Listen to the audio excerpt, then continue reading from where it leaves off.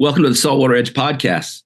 In terms of fish portraits, today's guest is among the top 2 or 3 practitioners in the world. His work is that good. He delivers renderings of fish that are not only technically accurate, convincing, and powerful, but also fresh, spontaneous, and full of life. That's a quote about today's guest. That's high praise from humble beginnings. From a young age, today's guest has always been fascinated with the natural world and especially the sea. He would beg his mom to take him to the Natural History Museum when he lived in Michigan, where a diorama of underwater prehistoric sea scene had a lifelong impact. He then moved to Riverside, Rhode Island when he was young and caught his first striped bass on a fly by the age of 14. I think he tied the fly as well. He went on to receive bachelor's and master's degrees in marine biology from Brown University, as well as taking some part-time art courses at the renowned Rhode Island School of Design.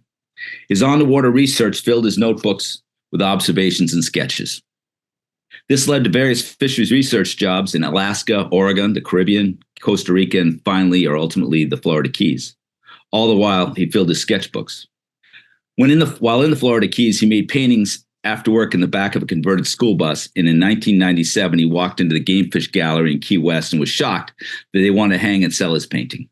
This is the turning point in his life. Please welcome Nick Mayer of Nick Mayer Art to the Saltwater Edge podcast. Hey, Nick, how are we doing today? Pretty good. Thanks so much for having me. You bet. Yeah. Wow. What an introduction. Well, my buddy Jimmy Fee said, wow, no one said anything that nice about me before. But I think it's important to, sort of set the tone. And I thought that quote, the guy, Fred Pohleimus. Fred Pohleimus, his company is now the Sportsman's Palette.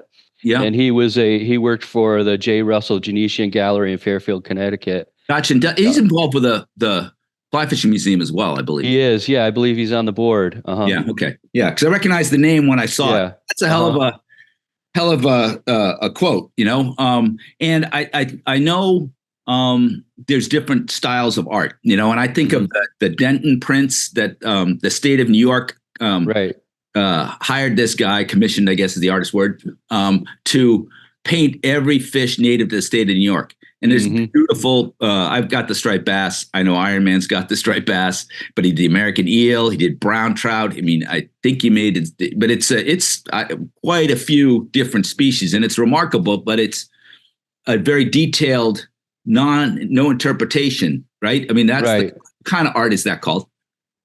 I would call it a nature study, a naturalist type of painting, or also people call it scientific illustration if it's really, really accurate. Yeah. I would. It kind of describes your stuff too, though, right? Right. Yeah. It's funny, when people see those fish portraits on a white background, they're like, "Oh, you're so and so," like as if there's only like one person that's ever done that kind of work or whatever. But over the course of time, there have been lots of different artists that have painted fish in that style. And Denton was one of the first that was pretty renowned and is well known, and so that's the sort of style that I work in. I also do what I call the in situ scenes that are sort of like underwater scenes, sort of like that beautiful Mike Laptew photograph behind you.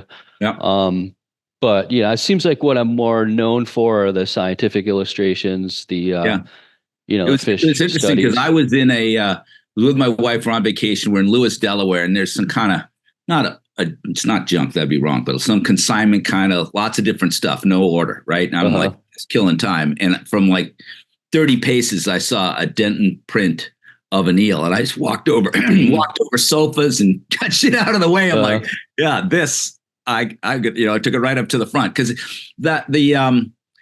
I've had a couple. And so, in addition to painting, you produce products that people buy. We sell your cards, from at least we have, all the saltwater species plus roosterfish, bonefish, giant trevally, that kind of thing. But all the Northeast species. And then you take all those things and put them on phone cases. And I've had the albie and the giant trevally. And if you've seen a nice piece of, an impressive piece of art on a phone case, it's probably yours. I asked you to have one handy. Yeah. There you go. That That's the false albie. albacore is mint. And Thanks. it pops. There's something to that about how you paint, because I was up at Headwater's Precision.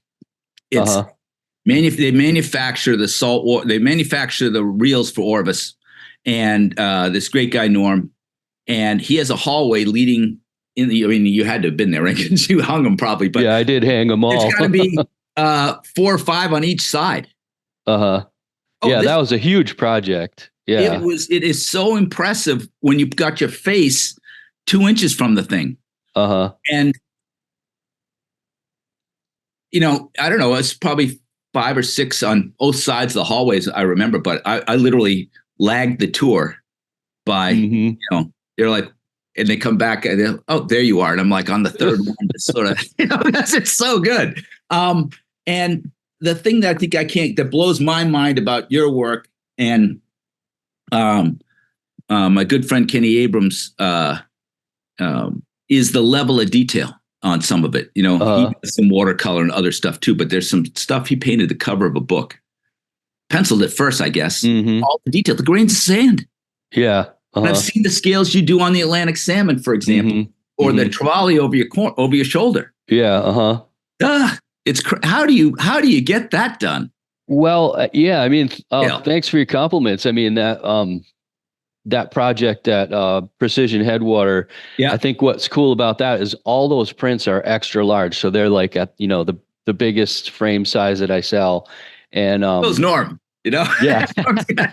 He's a big dude. He's got a presence too. Yes. But that allowed, like, it's such a challenge, like most of the people that have seen my work have seen it on their phone or seen it on a computer screen. And like you said, you can't really see the level of detail when, like, so that painting behind me, that giant trevally, that's the original painting. Yeah. And it's like, it's whatever, 4 feet wide.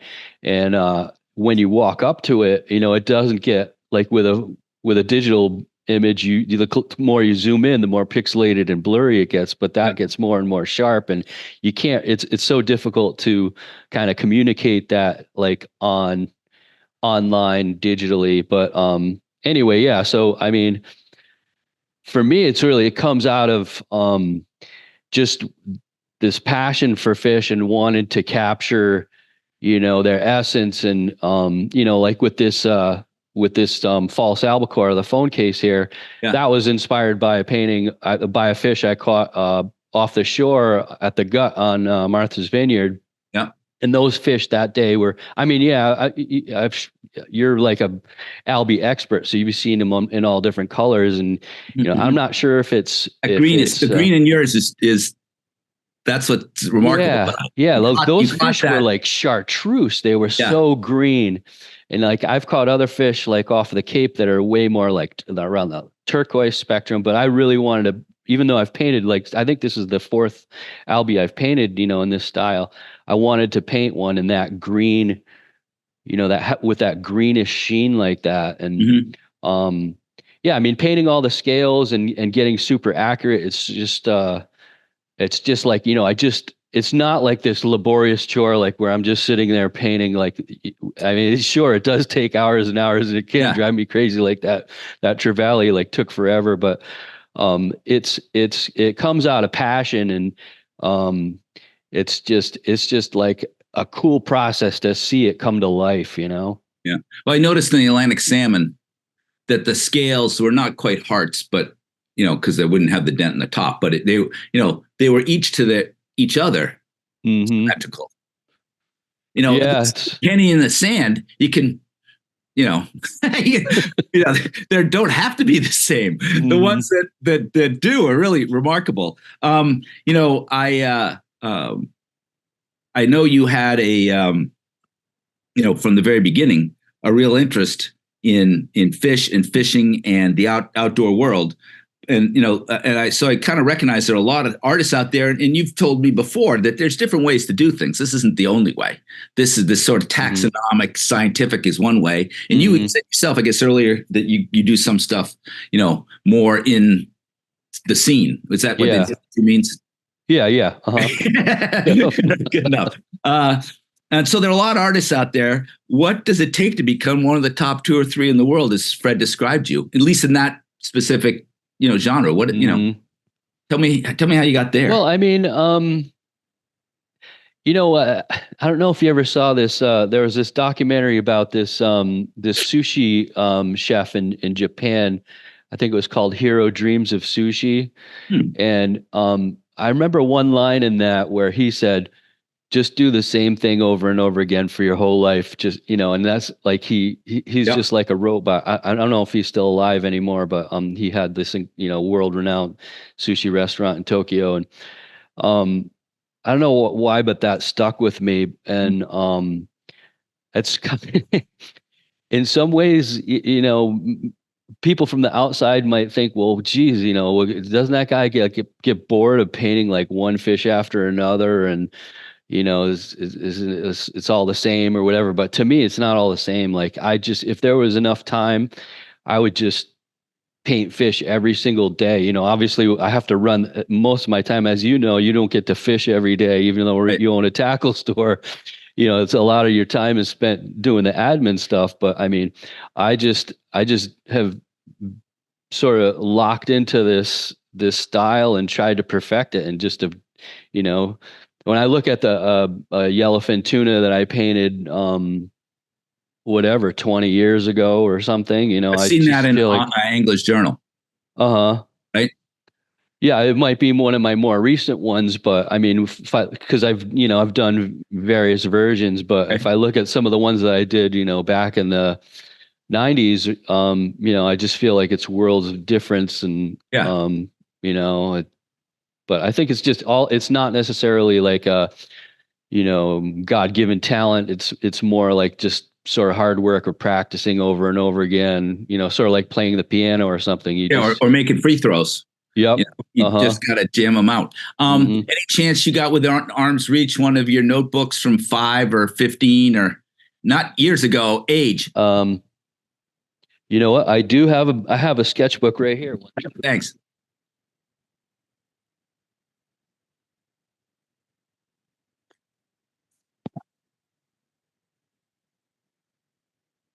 I know from a previous conversation, you were glad your mom saved your stuff from like the get-go. Right? What's that, a big refrigerator to put all your pictures up on? Yeah. Yeah. So this is my favorite. I'm going to sound like the biggest nerd in the world right here, but go for it. My favorite course in college was invertebrate zoology. And scoring well on the nerd factor. Yeah, actually, it was taught by a guy in your neighborhood or a former neighborhood, Mark Burtness, from Barrington. Oh, sure. But yeah, he's an incredible professor at Brown. Yeah. And so I just went crazy in his class. Like, hell yeah, you did. So this is a squid and a quahog. We did a lot of quahogs last night.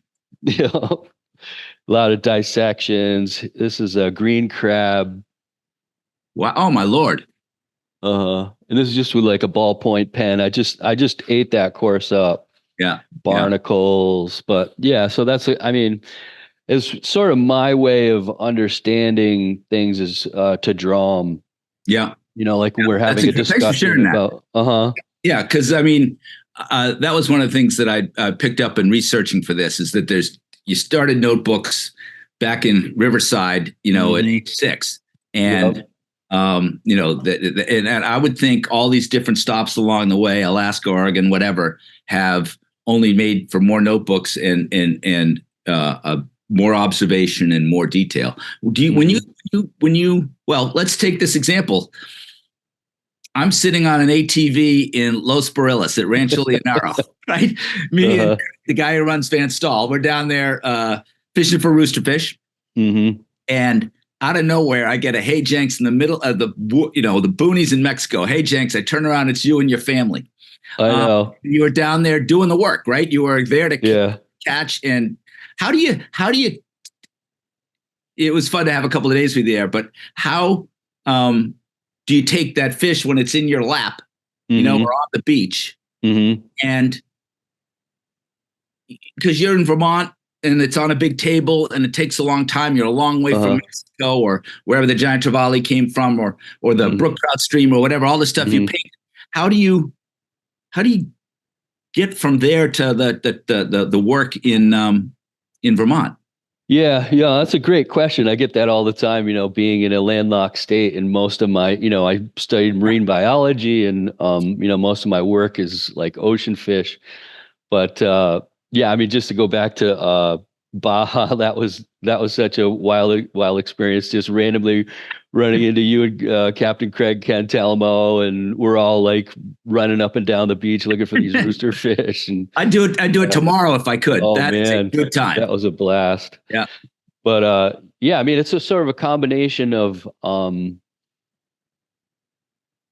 good photographs and just sort of like, having a memory. Like I had this memory in my head about those albies and the color they were. They're just these colors that seem to really like burn into my brain, like I've caught that. Yeah. Like and then you know what you're kind of going for once you let the fish go. Yeah. You can access it again. Like, gotta try and capture that. Like these, like the blue sharks, we do a lot of fly fishing for blue sharks, and, always looking for a mako, but the color of those blue sharks when they're coming into the chum slick, it's just this electric, like ultramarine violet, it's just like, oh my God, look at the color of that shark. I can't believe it looks like it's emitting light. It's not like reflecting light. It's just such a crazy, like purple. I think you're talking on the podcast, or was it another conversation, but there's such a trade-off between what you have in your hand, before you let it go. And even once you take it out of the water, it probably like mahi, absolutely start losing color immediately. Yeah. But there's a real trade-off to capturing it digitally. So that's what I was asking. I think I got it, is that it goes in your head different than other people, because that color, you could replicate the color that's in the image that's on your iPhone, but you're not going for that. Yeah, it's so funny because obviously when I sit down to make a painting, I do sort of research. I look at reference photos. I look up in scientific books and stuff, about the scales and rays and the anatomy and the amount of variation. Like say you just pick, I don't know. Yeah, you pick like an albie and you look at photographs of albies from all up and down the coast. There's each one looks different, It's but yeah, it's crazy how much variation there is once you get get into it. Yeah, it was funny. So Tony Stetsko, I have a print of his as well, a watercolor, and striped bass turning. And if you look at Mike's, how can I do that? I'm not. That's the pectoral. What's that other fin? That second fin back. The second dorsal on the top. Yeah. Yeah. Second dorsal. There you go. Good enough. Dorsal. Second dorsal. So anyway, there was another artist, Mark Luchik, down in Connecticut, who wasn't satisfied with how high the second one was on a bass that's turning. And I mean, because you're right, it's one thing to take it like this. Yeah. Something to capture it in motion. And we were back and forth on it. And I didn't, he had a Stetsko. When he saw mine, he's like, I made a little tweak to, but it's different to capture a fish in motion as well. Right? I mean, there's other elements to that. Yeah, I mean, it's funny that when you say that, it kind of reminds me. So I got like really my start. I mean, yeah, I sold my first painting down at the Game Fish Gallery there in the Keys. But when I really started kind of the gears started turning this into a business. I used to go to the Rhode Island Saltwater Sportsmen's Association Club there at the convention center in those early days where, you guys were there. You had this big booth, and Stripers Forever was always like there, seemed to be always next to mine. But these guys walking up to my booth that are like hardcore fishermen, a lot of them guides, like those are some of my best critics, which have like they don't hold back. They're like, hey, like that tail's supposed to be on those albies. The tail's supposed to be straight as an arrow. It's not really supposed to be turned like that, or something, some real fine like detail that only a fisherman would know or a guide would know. Like that's what helped me improve. Well, it's part of what makes your stuff so good at the get-go is you have a deep fishing experience, right? I guess I'll ask you this question. Tell us a bit about your fishing life. I know your work's brought you to plenty of fishy places, and bear in mind, I know one of your high school buddies, so I guess you got to start there. Skulking around Barrington and East Providence, and Riverside back in the day. Yep. Which buddy is that? Joel. Oh, Joel Carey. Yeah. Right. Yeah, because he owns the Square Peg in there in Warren. Yeah, and then the other one is Amy's on Wickenden in Providence. So sometimes right. His wife eat my breakfast at Amy's and my it's great. I'll tell you a quick story just for everybody. But so Joel's got a restaurant called Square Peg in Warren. It's near where I used to live, and my daughter Charlotte, my middle, really likes the nachos with the chicken cheese on top. Right. So it's a Saturday night. The place is knocked out with people. We wait 45 minutes. We sit down finally, and you've got a couple of your prints on the wall. That's my first notice this place. I saw your bluefin driving up Water Street, right?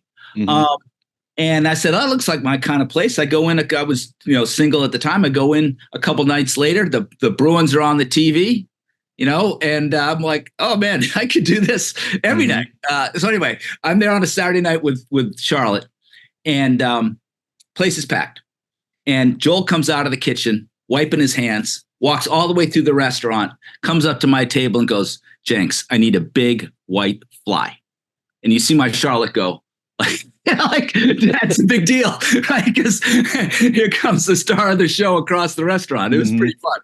And the food's great. But anyway, a couple of your prints on the wall. The whole thing was a great experience. So, Joel's been a friend of, he's like, I've known him since I was, I think in third or fourth grade. He's been a friend for a long time. He's still, I see him less. I see Amy because I go to in the one in Wickenden, on Wickenden, and apparently he's involved in some fishing lodge in Maine now as well. Yeah. He just bought a lodge there. What the heck is the name of it? Quimby Pond. It was on Quimby Pond. And their trophy brook trout in there. So I had actually gone there. His family used to, I don't know if they still have a house in Rangeley, but we used to go up there to his summer place in Rangeley, and then this Quimby Pond was right near there. And it's this really historic, like kind of cool, really cool vibe. Yeah, big trophy brook trout, and it's just really calm and peaceful, just canoes only. Yeah, sounds perfect. Yeah. So you caught 75 different species on a fly rod. Why don't you tell me about a couple of them? What are some memorable, and how did it inform your art, I guess, is the rest of it? I gotta say, catching a sailfish on a fly has to be up there. I think this was right around just COVID. I don't know, but anyway, it was like, I heard about this, this scene in Guatemala. It's the sailfish capital of the world, and talked to a bunch of people. I ended up getting in touch with Cam Sigler, who's sort of like one of the modern legends of billfish on the fly. He has his own 14 weight rod that he manufactures, and has these tube flies that are pretty much used for all the billfish that you see. Pretty much anytime you see anybody with a billfish on the fly, it's almost always caught on one of his flies. These tube flies with it's like a tube fly, and then he has a tandem hooks off the back, and then it's got like a T-shaped kind of circular popper head. But anyway, I ended up going down there with one of my art collectors, and it was just a phenomenal experience just to see these again, like purple, like lit up fish like coming right in front of you, inhaling a fly off the surface. Topwater fly is just like the biggest rush. And, every single one of them skyrockets and tail walks. And like, you never have, it's sort of like a tarpon. You never have one that doesn't jump hardly. Yeah. So, Yeah. I mean, I think that was like, just to see one of those and hold one. Actually jumped in the water, one. did Is a that water the picture release. you? Yeah. Yeah. Yeah. I got that'll be in the blog post that I do for this episode. Yeah, for sure. People can see that. Yeah. So, yep. Captain Kiwi. So this guy Cam Sigler, he used to go down to Guatemala like 6 times a year, so he knows everybody down there. And he connected me with this guy Captain Kiwi, who's he's from New Zealand, but he's pretty much full-time resident of Guatemala, and he was just super cool. And he's like, I had heard about these water releases and stuff, and I said, "Are there sharks around here?" Because I wouldn't jump in the water with a billfish like off the coast of New England. And he's like, "There's no sharks. You don't have anything to worry about." He's like, "You want to jump in?" I'm like, "Yeah." So he jumped in with me, and we did this water release with the GoPro. It was pretty cool. Yeah, it was fun to see. I know this. This fishing takes you, or the art takes you around the world. Mm-hmm. You mentioned Guatemala, and we've already talked about Baja. Is there some other, other like kind of memorable? Well, I mean, tell me about the bush plane and the near float. Well, that was caribou hunting, but still, go ahead. Let's. I'm looking to discuss an adventure. I know you had, as it relates to. You've had you've fallen overboard and the captain didn't know it, and you had a near fatal plane crash. All right, want to riff on one of those?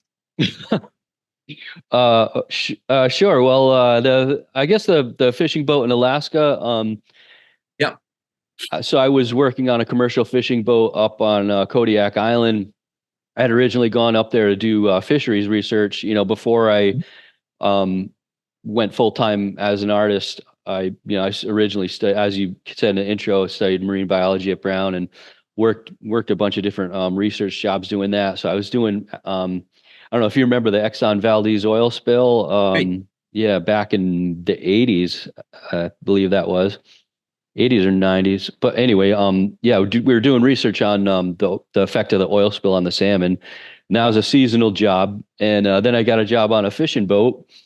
And we blew a hydraulic hose. We were working, just pretty much the opposite of the conservation research that I was doing before that. Yeah. We were trying to slay as many salmon as we could to make as much money as we could. It was just, a totally different perspective on the whole thing, but I appreciated that. And so we blew a hydraulic hose and sprayed hydraulic fluid all over the deck. And we had this special soap that we were using to try and mop it up, and it just didn't work.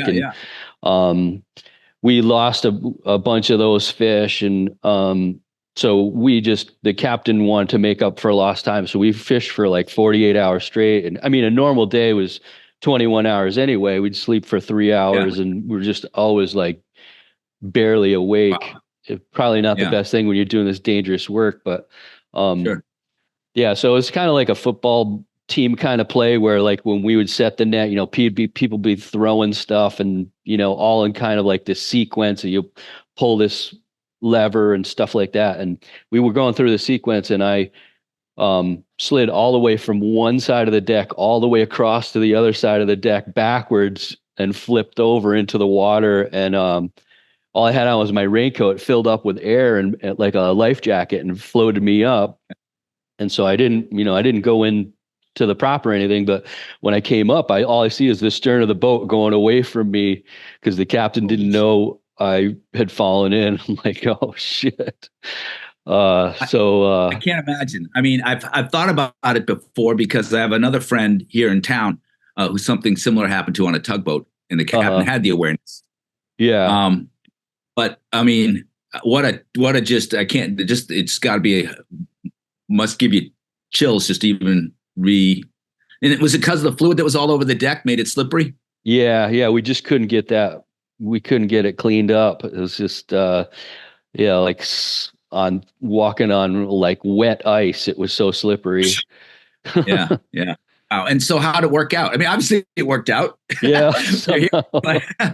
Yeah, no, I ended up swimming to a different boat. There was a line hanging off a different, it was a skiff. We call it a tractor jet. It was a little skiff with like a 350 cubic inch jet engine in it. And he had a line hanging off the end of his boat. So I swam over that and pulled myself in, got out of the water. But yeah, it's pretty cold water. Well, it ends well, but holy cow. Uh-huh. I just was trying to make the point that, you're out there experiencing an awful lot to kind of inform how you can then be in a quiet town in Vermont, probably operating by yourself, it appears, and no one's doing half the scales for you. You do every bit of it. Right. So how long does one of these pieces take, for example?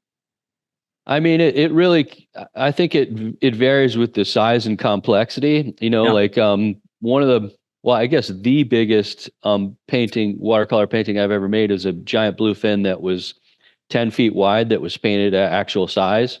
Wow. And that took me months, Where is that? That one is in a private ownership in Maine, in upstate Maine. Wow. Yeah. Must be super cool to just see that thing. Yeah. I mean, that was maybe not for you anymore. Well, it's done. That really pushed the limits of what you can do with watercolor. Making an oil painting that big is not that big of a deal. You just stretch the canvas that big, and usually you don't have glass with oil paintings, so it's it's pretty common to have a giant oil painting. But watercolor like that really pushed the limit of what you can really do with it, because we had to get a giant piece of museum plexi. I had to have someone mill the wood to make a walnut frame for that, and that was a big production. Had to use freight truck to move it. Wow. But, one unit. It wasn't like two different or anything. Yeah, just later. One big one. Yeah. And that starts with a pencil, right? Starts with a pencil drawing. That's how Kenny would do it, and then fill in with watercolor, right? Yeah. I mean, I just start with a regular old number 2 pencil like you had in school, and just that's sort of like the head scratching phase where I'm like doing the learning and figuring things out. Like I do a lot of erasing. It's not like I'm some sort of genius or whatever that can just. I mean, I probably could paint a trout with my eyes closed, but I mean, I just do a lot of. You have to iterate, right? You have to get proportions and that tail, like you talked about on the Albie or whatever example it might be. Yeah. So once I get it right with a pencil, that's sort of like where I'm doing the math or whatever, and then like the painting part is kind of the fun part. That's when, all right, so I got the work done of figuring all this stuff out. Then I start, laying in the color, and that's a lot of fun. So, yeah. Well, it's I think about, you and your path from, 5, 6 to now. And I don't think of, like say, Vermont as being the spot, but here you are, and it's going pretty well for you. I know we had kids that have recently graduated, and the common advice you hear people say is follow your passion. And I don't agree with that. And I've told my kids, don't follow your passion, follow your talent. And at some point your talent they'll come together, right? Don't pick something you hate. You know what I mean? And I'm not going to slam any choices other people make, but I'm not, for example, I don't think accounting would really sing to me, for example. And so, but follow your talent. And in a way, when I was preparing for this and reading your biography, your chronology there, biography or whatever, that's what happened. That's what happened. I mean, you did your skill, which was your talent, which was the biology part and all the research and stuff like that. And it's informed you to a place where here you are, one of the top couple guys that does this in the world, this particular type. And I know you said that right away. There's many types, and there's many people in the world that do great jobs. But as it relates to this, just this one little specific share style. Go ahead. Go ahead and say it your way. Yeah, it's just that one specific style of the, the scientific illustrations or naturalist painting. Yeah. There's many other styles, and you regard for all of them. Yeah. I didn't want to make sure I didn't leave that out, but it's in the context of that discipline. And from a distance, it's on the scientific paintings, it's impossible to see the level of detail, on the phone case. But if someone could put their face against that giant trevally or go over to Headwater Precision and walk down that hallway, you are stunned. That's the end result. And I know, Phil Monahan over at Orvis had a quote about you, about the fact you bring your passion, your scientific understanding, and precision, which he sees as an aid to studying and helping in the conservation of fish. I know you have a strong conservation bent yourself, but I think also, Art, your effort here, your mission is to connect people to the natural world, right? And like I said, you walk down that hallway at Headwater Precision there, you can't not be affected, and that's good art, right? That's the point of art anyway, regardless of whether the style, Yeah. No, I mean, my mission is pretty simple. It's to connect people with nature.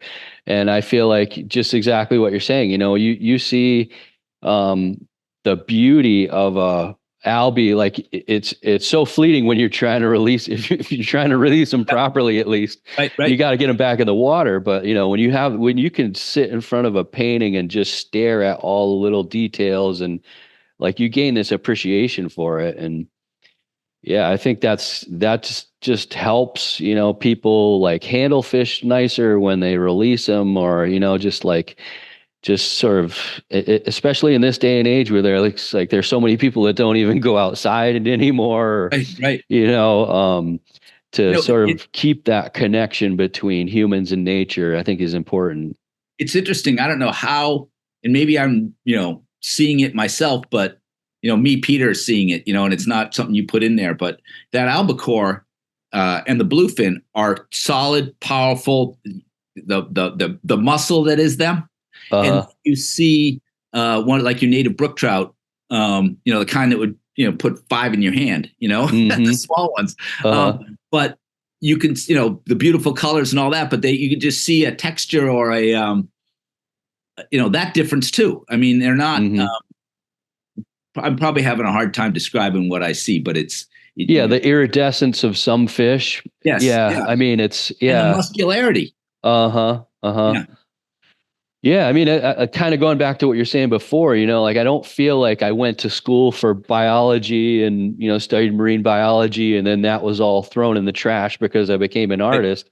I feel like it was all, one informs the other, and it was all one trajectory. And so, I mean, I have this understanding of the anatomy and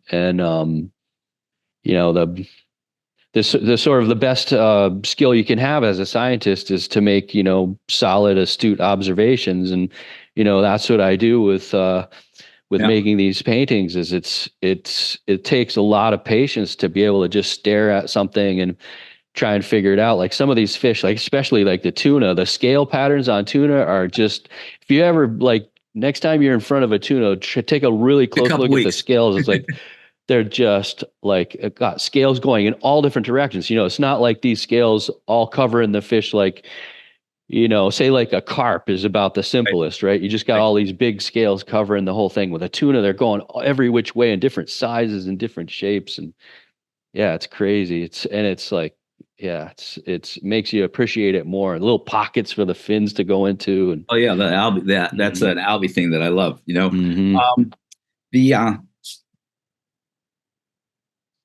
Where am I? Oh yeah. So let's talk a bit about the business of art. Okay.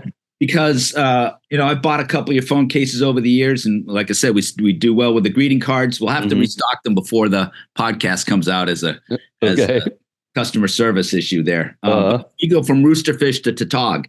And then, but I know your business isn't focused on selling out of a gallery. The traditional way I think of, I got a buddy, Nick, who's a customer buddy here in Newport, and his stuff hangs in the gallery. And you might do some commission stuff like you did for that guy in Maine, but you make your art available. It's phone cases, it's onesies for babies. It's and how does that? I mean, how do you? Like I said earlier, before we turn this thing on, my good buddy Kenny Abrams. There's just not one gene of business acumen in that guy. And I always kind of thought of artists kind of over here, and this guy's over here, and you're rocking on both. So I'm curious, Thanks. Yeah. Well, I got to throw in there, I got a huge amount of respect for Ken. He was another one of those guys that was in the very early days of the Rhode Island Sportsman Show, selling his book there in his booth, and his flies are, unreal sculptural artistry themselves too. But, yeah, I mean, I think for me, it's, I've always kind of, did this art on the side, and I eventually grew it to the point where, it was a business that I had to just try and, jump and take the plunge and and try to make it happen. And, it's probably more out of necessity than anything else that, I have two kids. When I jumped into going full time, which was, maybe like 12 years ago now, had two kids, mortgage. I couldn't just like be an artist who sells a painting every once in a while and, cross my fingers, hope I sell one. I really had to make it have the consistency of a job, or else my wife wouldn't let me keep doing it. So so I had to. You're an artist that can say you got a kid, you paid a kid's way through college as an artist. Yeah, that's a short list, I imagine. Maybe a little longer than the two or three other people in the world that are as good at taxonomy, but you know what I mean. It's the artist struggle. It's I don't know how I figured it out, but I mean, it's got to be one of the most ridiculous things to ever try to make a living doing. But yeah, I mean, before COVID, I had a whole team of sales reps that would go out and, sell to stores and, from tackle shops like yours to, museum stores and aquarium gift shops. And then, when COVID came, really with everything closing down, I had to make a pivot, and I pivoted towards e-commerce. And that was just like the biggest blessing in disguise for me. I mean, it just skyrocketed. Everybody was forced to shop online, and now they're continuing to do that. And so now it's just all online, and it's worked out really well for me. Don't go to shows anymore and that kind of thing, right? Yeah, I mean, I think all of that. I used to do a lot of shows. Well, like fishing shows, and then it was more like the business to business shows, and now it's like I'm just pouring all my effort into the e-commerce and digital advertising and stuff like that. But it's plenty interesting. You and I are in the same game that way. It's plenty interesting. One of the reasons I think your stuff's so real, you know what I mean? It's like I said, if you're present and, in front of something, it blows your mind, and it converts pretty well to an iPhone case too. You know what I mean? The giant trevally looks great. The albacore looks great. Cool. Thanks. But I think one of the beautiful things for me about the job I have is how fishing connects people across politics, across economics, across race, right? Because if you share a passion, you got a connection, you got a place to get to know common ground. Right? Yeah.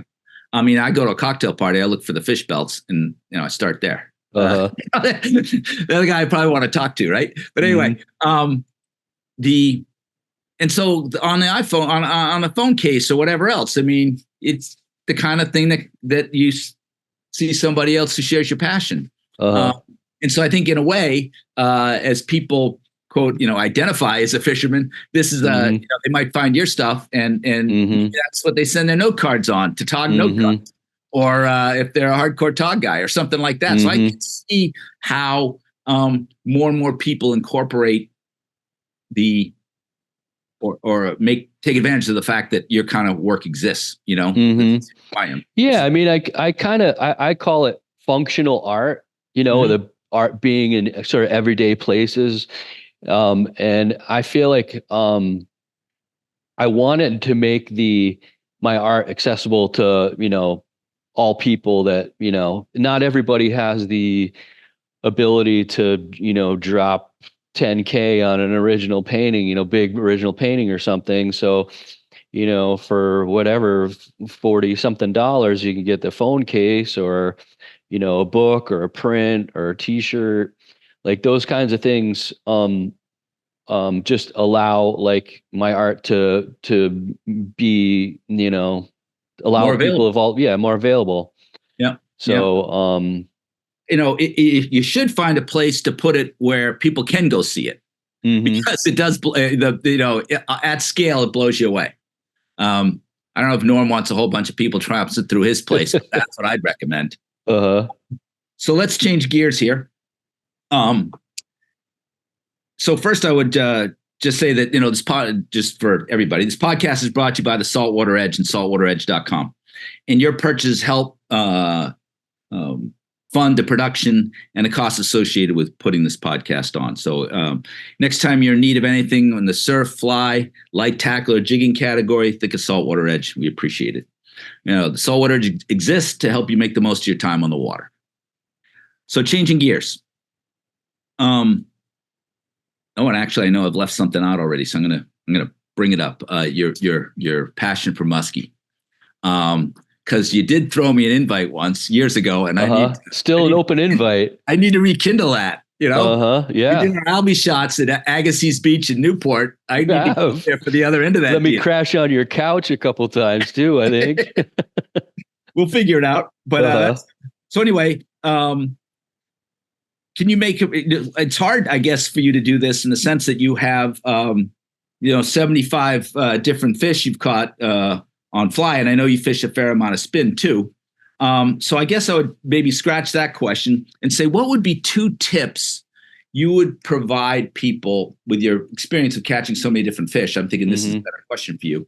What are 2 like traits that across the species seem to be a factor in success? What are 2 characteristics or approaches or attitudes, or you have something that you say, yeah, I mean, this is I'd say 75 species, you got to fish with a fish. There's a good one. Yeah, well, I mean, I think one thing that comes to mind is, I mean, I'll get to maybe a more practical one for the second one, but like one thing that really jumps out at me is like a lesson that I feel like has been something that I've has been sort of like an epiphany for me in recent years, I would say, is like who you fish with is about as important as, whether or not you're catching any fish at all. I'm sure everybody's gone through like sort of this progression of, first you want to catch a fish, then you want to catch a big one, then you want to catch lots of big ones. And it's always like all about the fish. But like, I've kind of felt like more recently, like who I'm with, like is just such a big part of, when you go on these trips, and like, if you're with someone that is like as absolutely fired up as you are, it makes that whole experience like so much better than as opposed to if you're like with a bunch of strangers or, or all by yourself. I mean, I don't know. I agree. I think, because it's the conversations off the water when it's about, the lure design, or why I use, 30-pound braid versus 50, or all the different, you could just, it's a 24/7 pursuit when you're with somebody who's as, into it as you are. Yeah. Yeah, totally. And then I would say another thing is, sort of putting your ego aside. You can get, especially, if people like know about you or whatever, and you feel like you got to prove yourself or whatever, or you're like, fishing at a lodge where there are a bunch of other people that have paid a lot of money to go there, and they all have egos. Like, I feel like if you're able to put your ego aside and just have an open mind and really like learn, when you go to a new area, whether that's Atlantic salmon, which I feel like that was one of the species that I've caught that is probably the most different from any other species, like where Yep. I feel like I've adapted the same skills that I learned as a kid, fishing for stripers in saltwater, taking those skills and adapted them to so many other species. Whereas Right. Atlantic salmon is just Different like animal. the flies, how they act in pools, how they eat, how you even fight them, totally different. Mm-hmm. Like, just having an open mind and learning from the people around you that know that stuff. Yeah. I feel It's like it's interesting you use the term open mind because, Mhm. like I said, I've done about 30 podcasts, and many people comment about keeping a log. It's one of the things that they do or wish they'd done. When I ask this question, because it's a common question I ask everybody, right? And occasionally they'll talk about having a log, but almost all of them use it for just context, not for logic or reason. You know what I mean? They want to show up open-minded, take in the data of the day, to act. You know what I mean? Yeah. But having some context, like keeping a log or something like that, to refer to, or reading a book about where you're going, or how to, what about Atlantic salmon or carp or muskie or whatever it might be. It's a good idea, but then you got to be there that day and observant. Right. I mean, I would say, kind of going back to the muskie on the fly thing that you brought up before, like I don't know any other group of fishermen that are more like geeked out with journals and logs than muskie fishermen. Like the amount of data that probably because it's so hard to get them to eat, you're trying to scratch your head and try to figure out some kind of advantage, but like people are almost like religiously like it obsessed with moon phase, moon overhead. There are apps for it, moon overhead, moonrise during the daytime, and like, all right, we got a 15-minute window. Let's get to that spot for when that 15-minute moonrise. Yeah. And that's during the day, the moon rising. Yeah. Oh, Jesus. Yeah. Or the moon directly underfoot, like all these different moon phases that, but yeah, it's if you're not careful, you'll prove yourself right. You'll go out there and chase one of those things that'll actually happen. You go, see? Yeah. Open-mindedness. Very good. Very good pro tip there. What are two resources you find yourself using? Might be in your art even, but as it relates to fishing. I use this is also, I'm going to sound like a real dork here too, but I use this website called FishBase, which is a global database of all fish species. Oh, neat. So that's definitely a cool resource. That's like fishbase.org or something? Yeah, fishbase.org. Well, I'll put it in the notes. Yeah.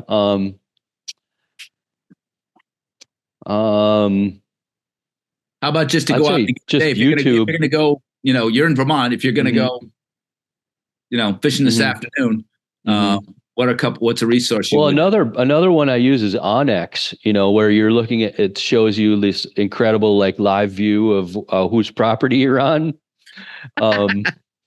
Really? Yeah, I mean, it seems like access is such a big issue these days. I don't know if you remember, also being from Rhode Island, back in the day when I was a kid, there was a book that used to be put out by Rhode Island DEM, called Public Rights of Way to the Shore, and there are all these public access points that people have never. Check it.